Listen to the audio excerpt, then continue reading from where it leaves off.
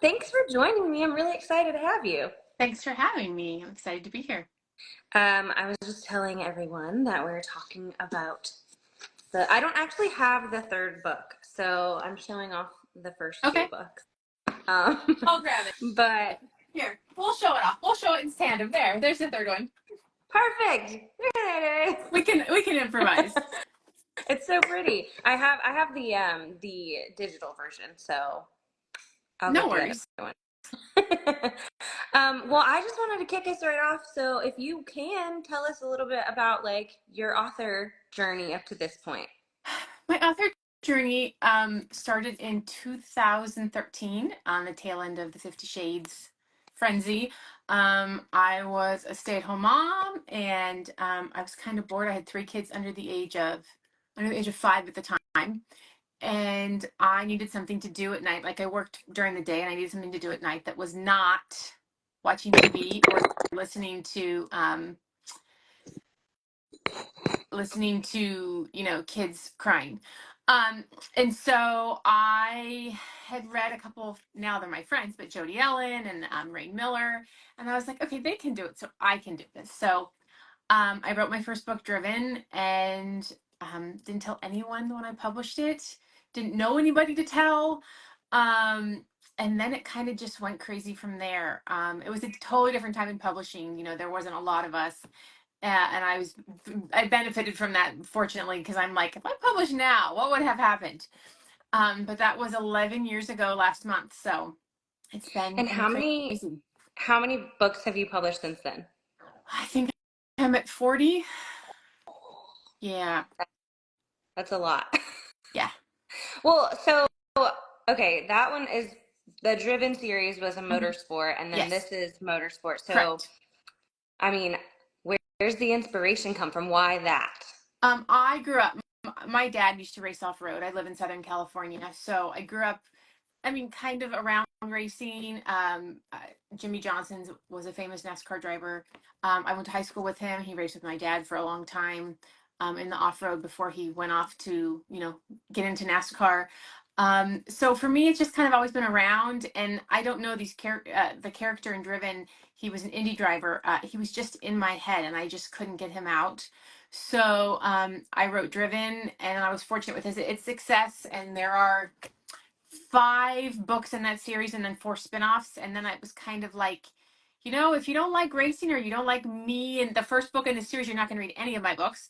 So then I kind of ventured out and did some other things. I do like sports romance. I think there's something about athletes, so I do tend to go back to that. But I stayed away from racing for a long time because I was known as the checker flag author forever. Um, and then, I watched Lauren Asher, and my agent kept telling me, you need to do a racing book, you need to do a Formula One book. And then I watched Lauren Asher kind of kill it, and I was like, damn, I should have wrote a Formula One series. So a little bit late, but the sport keeps getting bigger and bigger, so I figured, why not? Yeah, I mean, it's not the exact same, but my husband and I were in a bookstore, and he was like, "Oh, here's that hockey romance you were talking about," and I was like, "No, there's so many Yeah, hockey there's romances." a bazillion. He was blown away that there could be so many, and I feel like it's the same with Formula One. People will just eat it up. So Yeah. I'm really excited about this one. Can you share just a like general synopsis of the series, and then we can talk more about the book Sure. itself? The series goes through like a 2-year, 3-year period of 4 drivers. Each one has their own book, so each book's a standalone. And just touching on different tropes and different situations. The first book is um, a, a driver who's just got bumped up to Formula One to fill a spot for an injured driver and the team owner's daughter, and that's Off the Grid, British hero.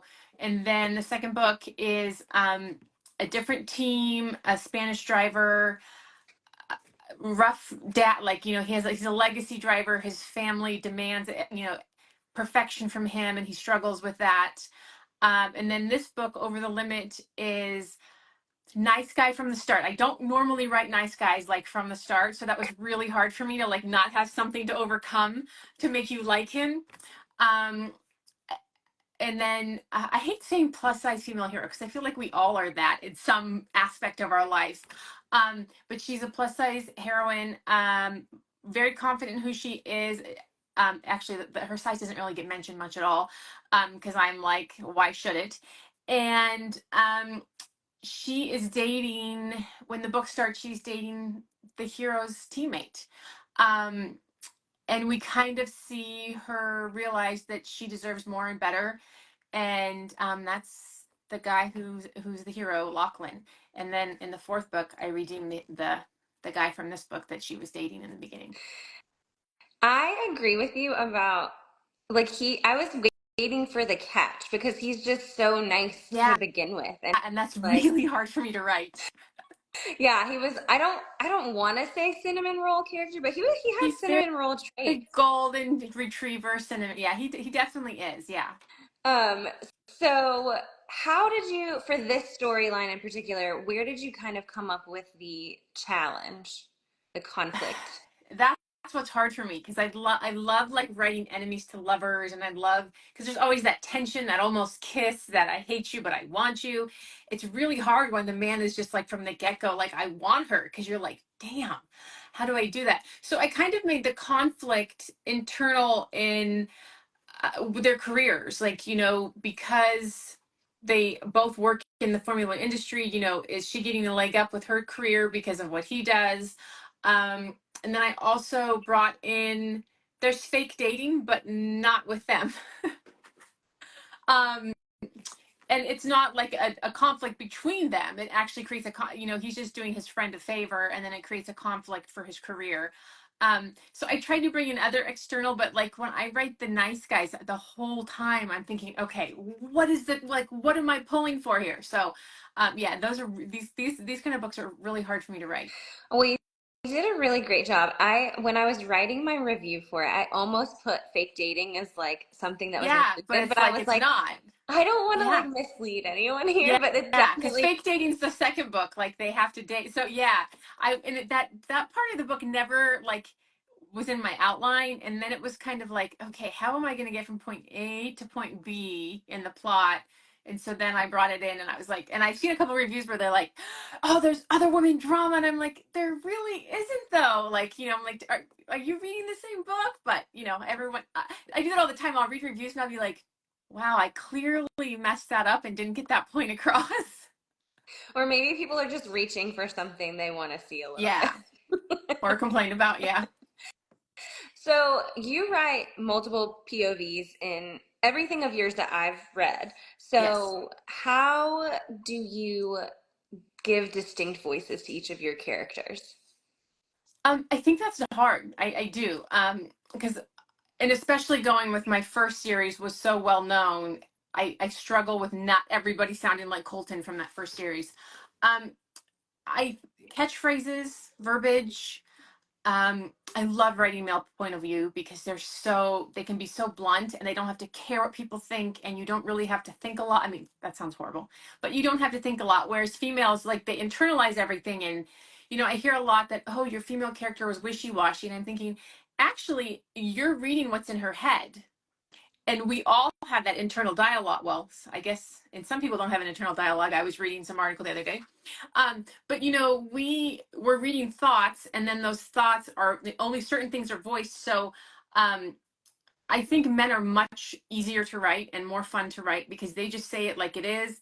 And if they offend somebody, they offend somebody, and then in 2 seconds they're bros, they hug it out and they're done. Whereas women just, oh my, we lament over everything, and we overthink, and then we question, if we say this, how's it gonna feel?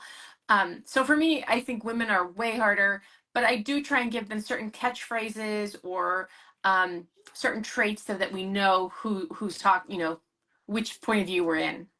It's a really long answer, sorry. No, no, that's great. I think that's insightful. And I noticed too that, with like some of the behaviors that makes them very distinct. Like I loved like the whole peppermint thing. That was just like such a small like detail about someone like in real life, but it's so distinct to the character. So I think that yeah, that makes a lot of sense. I love Well, that. and when I was plotting this, I was trying to think of a way for like the big crescendo moment to happen, but not be typical. And it was like peppermints, Yeah. crinkles, like, Well, but when he like, I think I don't remember exactly how it's phrased, but she was she was like, he hears the crinkle and reaches in her pocket. And I was like, don't reach in her pocket. What are Yeah, you doing? Get out of her yeah, pocket. yeah, yeah. Like, how dare you? You don't have any claim to her anymore. So this book is definitely a sexy book, and you already touched on it, but it's known that Blair is, she's just very confident and she goes after what she wants. And so I kind of want to talk about like why it's so important to include like intimacy on page and especially like female pleasure and no shame attached. Because we all want it. I mean, like, why do the guys get all the glory all the time? Um, I mean, Um, it's interesting to me because someone pointed out the other day, and I have to be quiet because I have children home. Um, but like I don't write BJs often, and I'm thinking, well, because that's not pleasuring the girl. um, but I think it's important uh, to for each character to own their sexuality because I don't think in a relationship you can be fully invested if you're not comfortable with the person. Of course there's that push up against the wall moment, in every book, the fuck it moment. um but I think a true relationship is when you can be vulnerable and comfortable at the same time, and I think in intimacy that's like a huge factor. And honestly there's only so many ways you can do it. So you have to make sure the emotion and the feeling is there, I think, to portray accurately like what if you stripped the physical away, are you going to get the same the emotion has to be there. So for me I think the emotion is the most important thing in that. Well, you also cover a lot of heavy topics throughout your books. So I would love to hear more about how you go about writing with like sensitivity and authenticity, because you've covered things from sexual Everything. assault, abusive parents, like everything. So how do you, approach those kind of like triggering topics? I think you don't shy away from it. I think you don't sugarcoat it. I think you give it a real voice. Everybody reacts differently to situations that they've been in.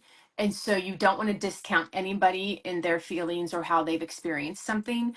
But at the same time, you have to look through the gaze of your character that you're expressing it through. So, I think the biggest disservice is to brush it under the rug versus just have it on the page. And you don't have to have like the actual physicality of whatever abuse it is on the page, but the emotional scars were there. And I think, I to me, I step in the person's shoes. I think how I would feel if I were them. Um, and I write. And there are uncomfortable moments in my books. And I think that little bit of real in a fantasy book, not fantasy genre, but fantasy fiction, is what connects readers with my characters. Because I can understand that feeling. I can understand, like, I don't agree with what they're doing or I don't agree with their reaction, but I at the same time can understand that emotion and that vulnerability and that putting yourself out there. And I think that also is the connection between the characters. Once they overcome that and they acknowledge that and recognize it, then it's like, wow, I found my person who I'm not afraid to be me with. Well, and I'm going to kind of pivot here now because moving away from like the Yeah. heavy topic. This is more like we've talked about it. This is a Formula One, Hmm. and I've read many Formula One romances at this point. And one thing I really love so much about the way that you do it is that there's a lot of the sport in there. So, like for fans of the sport, you Yes. actually do see a lot of it. So, It's a hard how are you balance. able to like weave that together so that there's all the technical aspect, but it keeps readers like entertained while being educated. When I wrote the first book, I saw someone in a TikTok say, "This is the most Formula One Formula romance I've ever read," and I was like, "Ooh, maybe I need to back off some of the Formula One because for people who aren't into Formula One." But to me, I know it's a big sport right now, and I know people that know it are going to look for the details and going to be like, "Gosh, she doesn't know what she's talking about." Um, I'm a big baseball fan. I will never forget. I was reading like the back cover of a book, and they were talking about a hitting average versus a batting average, and I was like, "Oh, those turn like this person does not know baseball." And so for me, I think it was very important to be authentic with the sport. Um, but so much as in the sport is who the character is. The character, that's his life, that's who all of these guys who race Formula One, they've been doing it since they've been like, 10, 11, younger, doing karts and growing up. So it's as much as their life as anything else. But this is the first time they've been challenged to do something, to love something else besides their sport in the female character. So it's a tough balance. I'll be like, okay, I haven't had a racing scene in a little bit. Um, but then how much do I put? How much am I going to push people away? So yeah, that's probably been the trickiest thing about the series, is having enough Formula One to prove that I know it, and to have it for those that love Formula One, but then not too much that the people who don't really care for it are like, oh my God, this book has too much racing in it.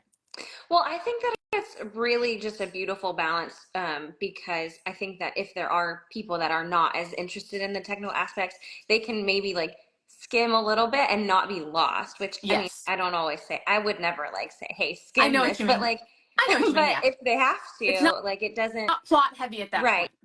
It's Uh, not, it's not gonna like in make anybody Over the Limit, confused. there's some plot heavy issue. There's plot that happens on the track. So don't skip those scenes. No, no, no. No, no, no, don't do that. Don't skip any scenes. um, but yeah, I love that portion of it, and I think like especially with Lachlan's character, I love how you included like at the very beginning, like when he was younger, and so how it's like there was just really a time where his mindset shifted to be like, no, this is all there is, Yeah. and so kind of watching him like step away from that was a really fun journey. Yeah. And that was in this book, because there is no conflict. Like, I don't have any effed up parents, because I like to write effed up parents. I'm like, man, I don't have like a person to blame or a parent to go to. So I'm like, how do I do this? No, he just has a really great dad. He's Yeah. very supportive.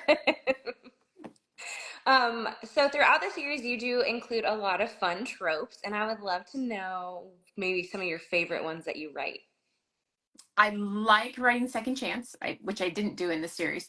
I like Second Chance because I don't have to like create this huge like this sounds horrible. Women are brutal to other women. And female readers are unforgiving of female characters.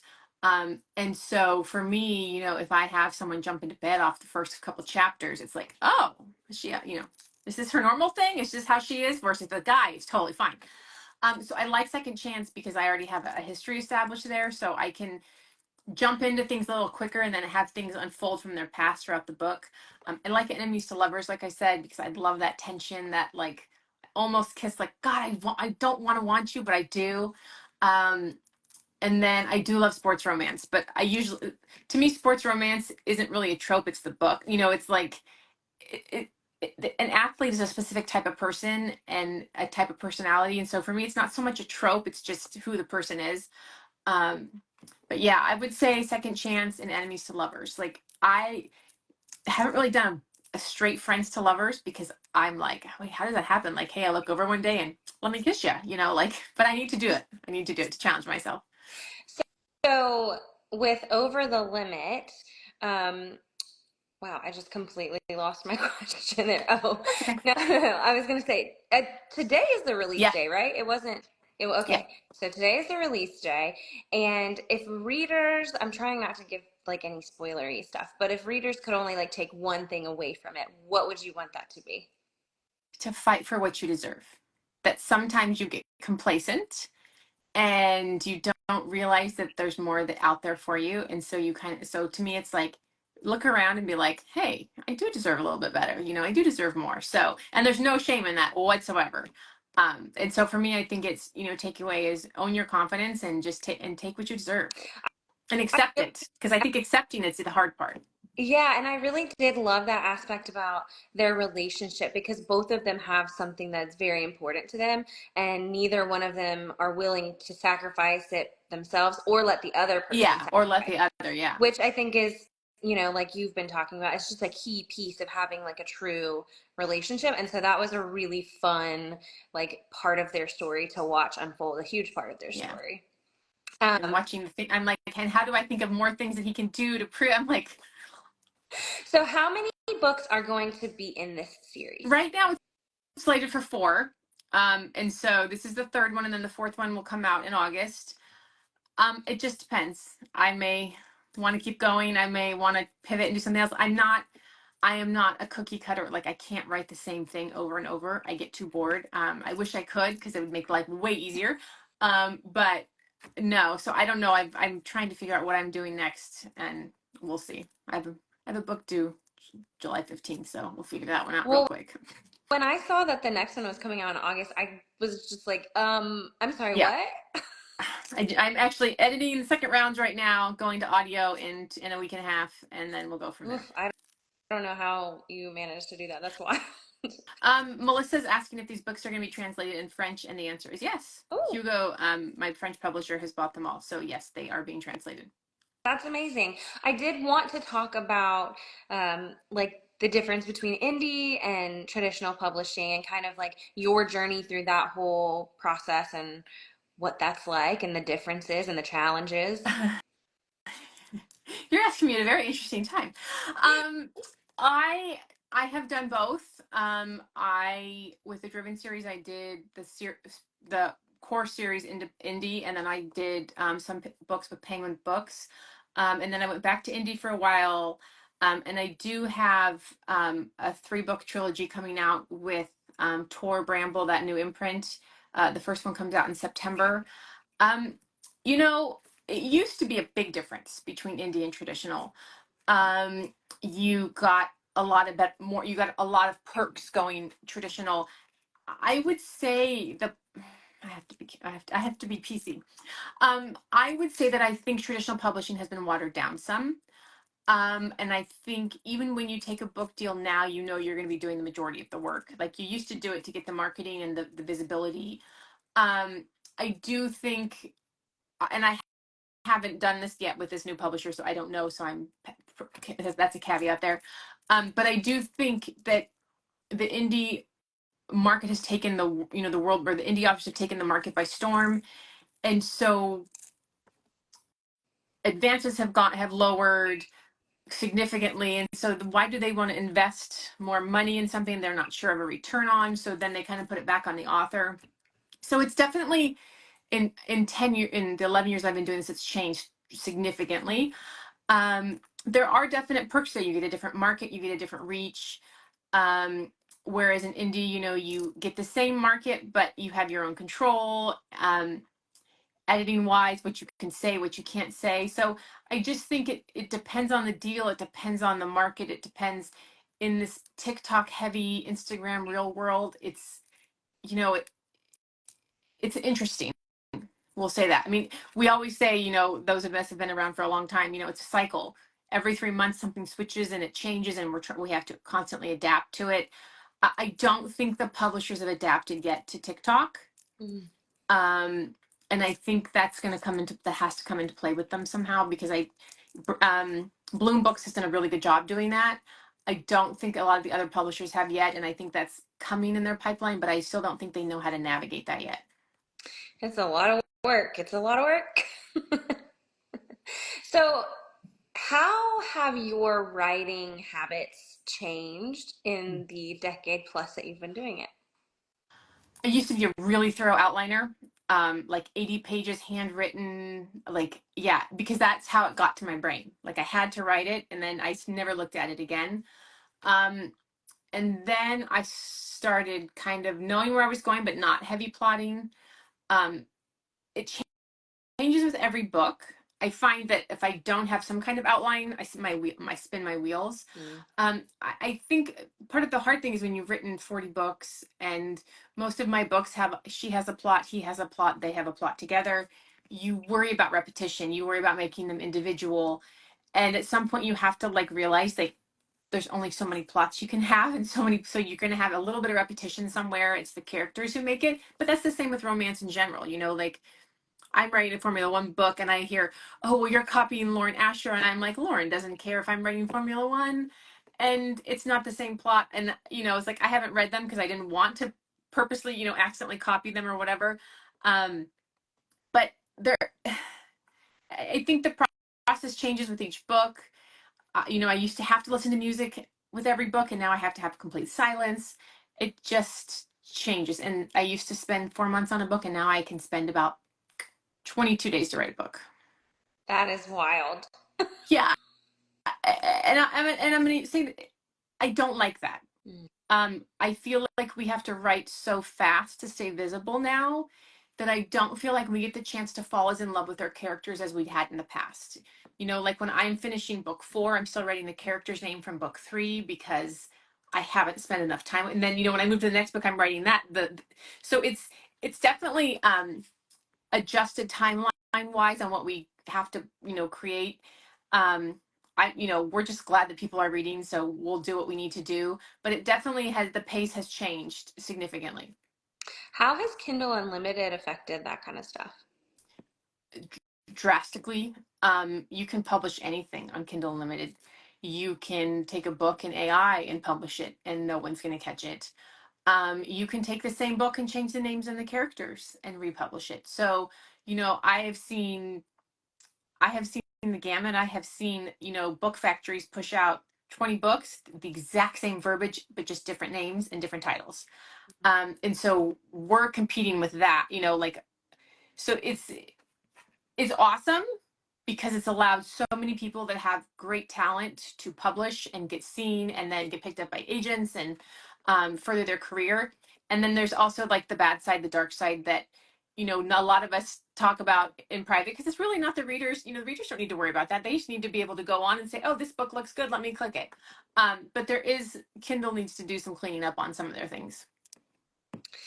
Well, as a big KU person, I love the opportunity, and I definitely I think it's so important, especially like you've mentioned AI a couple times, just to like be able to be aware of all of that because I mean, I have so many friends who like they'll see something or they'll share something and then they're told like, "Hey, this is from AI," and they have no idea. So No like, one does. yeah, it's just part of what we're navigating now. I mean, I guarantee a percentage of books out there are written by AI. Mm. I've messed around with it just to see what it does. There's not any like it's really scary. You can go and say write a book like Kay Bromberg, and it writes a book. It's terrifying. Um, but there's not a lot of dialogue. Like I can spot it a mile away because there's just a different feel, like tone to it. But I can see why authors. I personally can't, but I can see why some authors who are stuck, like, oh hey, I don't write say soccer, but I don't understand how to write soccer. So let me have AI create a scene and then I'll adapt it to my own writing. Like I can see why people do that. Um, I'm not saying to do that anybody. Hello, hello. But I can see why people use it as a tool. Um, I'm not for that, but you know, I'm sure it happens somewhere sometime. So, how do you handle writing and things like this, press and marketing, engaging with your readers, staying creatively filled, but also like, hey, having a real personal What's life? How, I that? mean, yeah, right? How do you do that? Um, I'm not good at balance. Um, I typically, like I said, I'll write a book like in a month now, and so I always will finish a book and be like, oh, I'm going to give myself 2 weeks, and then I got 2 months till my next deadline. You know, 2 weeks to catch up on all stuff, and then I don't really start till like 30 days out, and then I'm like a raving pitch. Um, my kids are like, oh, mom's writing another book. Um, uh, I'm not good at it. I usually start my day in the morning. I catch up on emails, go through everything. Then I start writing about 10 to about 3 whenever I have kid pickup. Now it's summer, so it's kind of easier. And then I do the mom thing till like 10, and then I start writing again um, till I hit my word count. It's hard. It's because this career has become like 80% marketing and 20% writing now versus it used to be flipped. But you know, it's a cycle and we're, you know, I'm just like, okay, please no more social media platforms that we have to learn or figure out or adapt. But you know, I get to, I for 11 years, I've got to work from my house. I've got to be around my kids growing up. So I'm very fortunate in the success I've had and what I've gotten to do. It's just, there's times when I get told by my kids, okay, mom, unplug. Like, yeah. Have you found that having like a base of readers that have followed you for a while and fallen in love with your work, has that been helpful? I mean, I can't imagine that isn't, but like, how does that? Yeah, it's been helpful, but I will. preface that by saying that because the market has introduced so many authors, people, you get Mm. lost. You know, oh my gosh, my favorite author's releasing a book, but I have 15 books on my TBR. And with Kindle Unlimited, you don't get paid till someone reads. So you can download the book and that's awesome, but until they flip a page, you don't get paid. Versus it used to be you got paid upon the sale. So there's that's why you see so much marketing for books nowadays is it's not so much download the book, it's download the book and then read it. So you're pushing the sale twice, so to speak, as a business person, you know, download the book and then, oh hey, don't forget about that book in the 50 stuff your Kindle free books that you got. It's the one in the very back. um so as far as business wise, that's one of the like the hardest things is to be like to stay forefront and center, which is why we're publishing so fast, because then it's like, oh wait, I forgot I did like her, let me go back and read some of her backlist type of thing. What are some advice that you have for like current writers and aspiring writers? um I would say one, always edit, edit, edit. Hire an editor. Friends don't edit. Friends are going to tell you what you want to hear and not going to make you cry. And you want an editor who's willing to make you cry because that's going to pull out the best in your book. And I know that sounds mean and horrible, but I would much rather cry at what an editor tells me or be frustrated or pissed off than publish a book and have 100 edits, 100 reviews saying the same thing that that editor said. Um, I also think you need to find, and I hate this term, you need to find your tribe. Um, I came from a time when there weren't tribes. We didn't all band together. We just, published individually and, we're all friends. But there's something to be said about having a group that you can bounce things off of, that you can market together with, that you can, hey, is this working for you? Hey, what about this? Because every experience is different. And so if you're around a bunch of different people, you can learn from those experiences. And then I say write every day. Um, Even if you delete everything you wrote the next day, you get better each time you write. And I look at like my first book and I cringe. I would do anything to rewrite it, but it's my bestseller. So like I can't, it's like, what do I do? Change the favorite lines and be like, oh, sorry, my bad. Um, but I do think there's things you learn. Every book I try and learn to do something grammatically different that I screw up on. Like that sounds stupid, but like, it's okay. Make sure all my it's are right this time, or affect and affect. All just stupid things like that. But for me, every book I pick a grammatical thing to work on. Um, but you also learn to say more with less as you write. My books used to be 135, 140,000 words. Now they're about 85, but I think the plots are tighter. They're better. I don't beat the readers over the head anymore with like, you know, I'm always like, you're beating the reader over the head, because my editor's like, she goes like, they already know that. They're smart. Like quit repeating that to them. So just, little things you learn about yourself and you improve on. So I would definitely say get an editor, find a tribe. Like even if it's on Goodreads, looking at ARC groups, beta reading groups, that's where you meet people and then you go from there, being active in the community and then right. What is your take on reading reviews? You've mentioned it a couple of times. I always read reviews, good, bad, and ugly. I think you learn from them. I mean, of course, there are the ones that are just complete trolls and assholes, and you know, it is what it is. But I do think you can learn create or constructively from your reviews. I think that I would have never in the Driven series written from his point of view. I was only her point of view is how I planned it, and then I read a review that said, you know what, I would love to hear what he's saying, and that ended up being one of the reasons that like the series did really well. Um, there's things that when you're writing, you're in your own head, you can't see the forest for the trees, and so reading reviews, you're like, oh, maybe I did that. And sometimes I'll tell my editor, okay, can you go read these reviews, because clearly I had too much back and forth in this book. I too much push and pull. Like I need to make sure this next book that I don't do that, because clearly it's irritating to people, which is good, bad, and ugly, because it kind of messes with your head. And at some points I'll have to just cut myself off, be like, okay, don't go read. But there's you kind of get a pulse for what's hot right now. Like I don't have the time to read all the books I would love to read and like feel and see what's hot and the tropes. And so for me, reading reviews, sometimes I can get a little bit of that, but it's a hot topic among authors. You either like them or you don't, but I learn from Do them. you still read like backlist, or do you just kind of try to stay with where you are in the publishing schedule? Um, Usually stay with where I am in my schedule. Like I'll read reviews for this book because I'm still in the series and I need to make sure like the last book is okay. But I usually every once in a while I'll go back and I'll be like, oh, but for the most part, no. It's like once a book is published and it's out of my realm and it's in your guys' hands, it's your book then. So I know you've already mentioned it, but can you kind of just tell us what's next for you, what you have coming out, what you want all of us to know and look for? Yes. So the next book I have is coming out August. And that is the fourth book in the Formula One series, and it's called Out of Control, and that's where I redeem the bad boy in the series. And what should you expect from that one? I'm trying to think.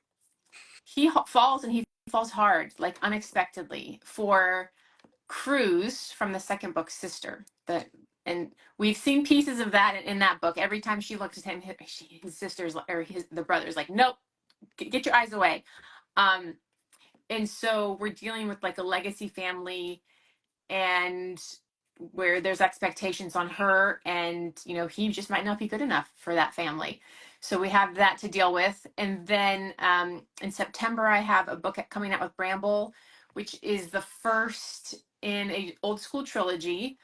Same couple for 3 books, morally gray, kind of think Murdoch family combined with Succession, so a little bit of revenge. He goes back to seek revenge and he falls in love with the family, one of the women in the family he's seeking revenge on. I actually just got that one approved on Uh, NetGalley, so I'm very excited. okay, you have to tell me what you think, what you're reading, because it's like stepping back into different shoes for me, and I'm like, oh God, like how do I the Well, trilogy, like how do I figure this out?